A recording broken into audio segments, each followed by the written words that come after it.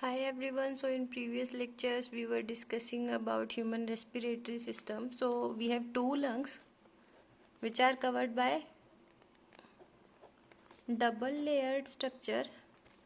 Double layer present होगी at that layer is known as pleura और outer और inner membrane के बीच में जो फ्लूइड प्रेजेंट होगा that is प्लूरल फ्लूइड. उसके बाद क्या फंक्शन होता है, जो फ्लूइड प्रेजेंट होगा, जो मेम्ब्रेन्स है ये क्या करेंगी, जो फ्रिक्शन है लंग सरफेस पे ड्यू टू रेप्स और समथिंग स्टेनम, सो फ्रिक्शन को कम कर देते हैं. उसके बाद जो आउटर प्लूरल मेम्ब्रेन है वो कांटेक्ट में होती है किसके साथ, थोरैकिक कैविटी के साथ. So outer membrane is in close contact with thoracic lining और उसके बाद जो इनर मेम्ब्रेन होती है वो किसके साथ कांटेक्ट में होगी, लंग सरफेस के साथ. उसके बाद part starting with external nostrils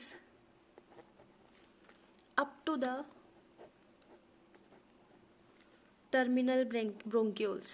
So external nostril से टर्मिनल ब्रोंक्यूल्स तक का जो पार्ट है वो कंडक्टिंग पार्ट है. That part is known as conducting part.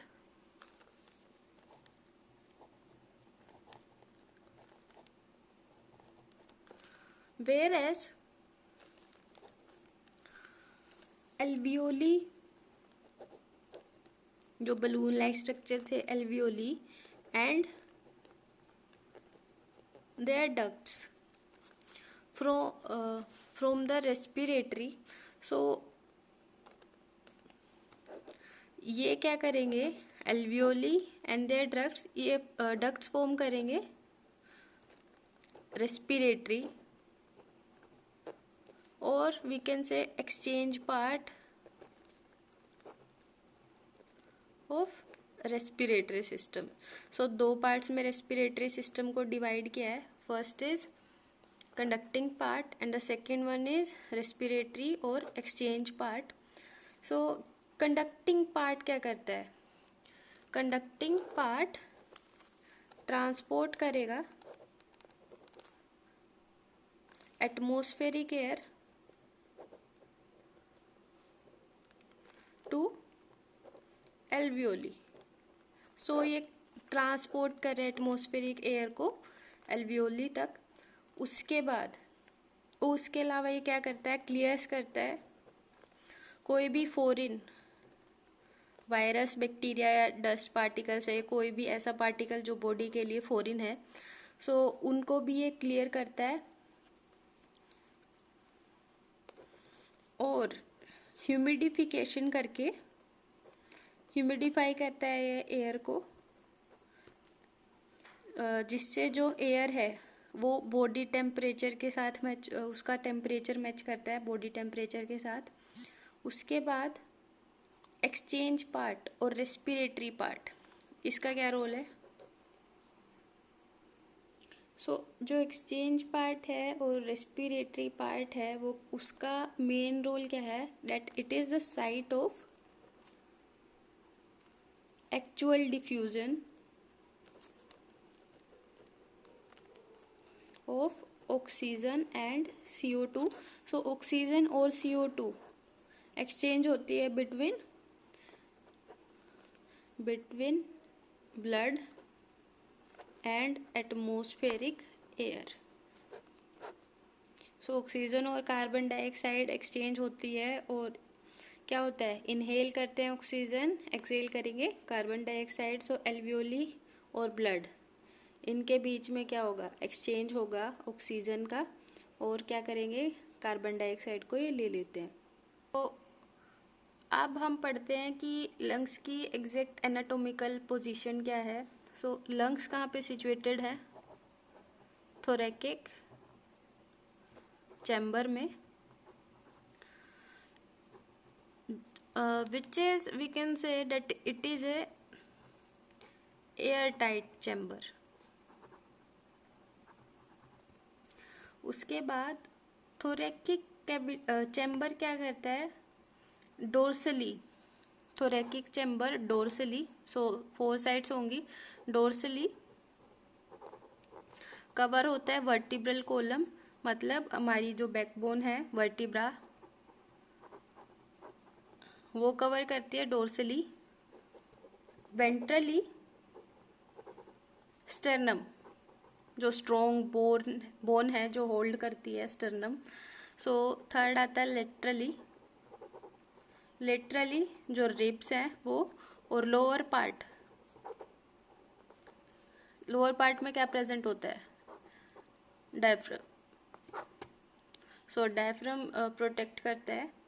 उसके बाद जो एनाटॉमिकल सेटअप है लंग्स का थोरैक्स के अंदर, उनके अंदर क्या होता है, चेंज होता है वॉल्यूम, जो थोरैकिक कैविटी है उसकी वॉल्यूम चेंज होती रहती है, जो रिफ्लेक्ट करती है लंग की कैविटी को। सो लंग की कैविटी के लिए जो टर्म यूज करी है वो है pulmonary cavity, pulmonary volume. So it is generally used for lung, pulmonary. So उसके बाद आता है respiratory involves the following steps. So there are 5 steps. So respiratory system के 5 स्टेप्स में से जो फर्स्ट वन है डेट इज ब्रीथिंग। ब्रीथिंग के अंदर फिर क्या होगा, एटमॉस्फेरिक एयर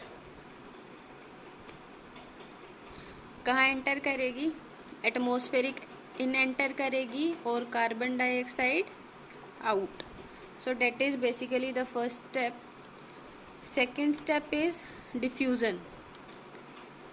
डिफ्यूजन किसका होगा, गैसेस का। गैसेस कौन सी हैं, oxygen and CO2, alveoli membrane के अंदर होगा ये। Third step is transport of gases. कहाँ पे ट्रांसपोर्ट होती है ऑक्सीजन एल्वियोली से इनटू ब्लड। उसके बाद डिफ्यूजन होगा oxygen and carbon dioxide between blood and tissues. So अगर इनटेक हो रहा है तो oxygen, for example if it is a tissue, so इसके अंदर कार्बन डाइऑक्साइड की कंसंट्रेशन ज़्यादा होगी जिसकी वजह से वो मूव करेगी ब्लड के अंदर, और लोअर कंसंट्रेशन किसकी होगी, ऑक्सीजन की। So diffusion high to low concentration. फिर ब्लड में ऑक्सीजन ज़्यादा होती है, so that's why oxygen move करेगी inside a tissue, O2 CO2. So that is exchange of oxygen and CO2 between blood and tissue. So the last step is oxygen utilize करेंगी cells break down करने के लिए। For example glucose को break down कर रहे हैं energy generate करने के लिए, सो ऑक्सीजन यूटिलाइज होगी। ऑक्सीजन क्या होता है, उसके बाद क्या होगा, resultant into release of CO2. So that's all for today. और यहाँ पे ये जो चैप्टर है ये सारा हम NCERT की बुक के अंदर से कर रहे हैं। सो O2 और CO2 मतलब टोटल यहाँ पे एक्सचेंज हो जाएगा। O2 यूटिलाइज कर रही है गैसेस, सेल्स है, इस गैस को यूटिलाइज करके वो क्या कर रही है, कैटाबॉलिक रिएक्शंस परफॉर्म कर रही है जिससे एनर्जी जनरेट हो रही है। CO2 फिर बॉडी से पास आउट हो जाती है। So these were the 5 steps of respiration. That's all for today. Thank you.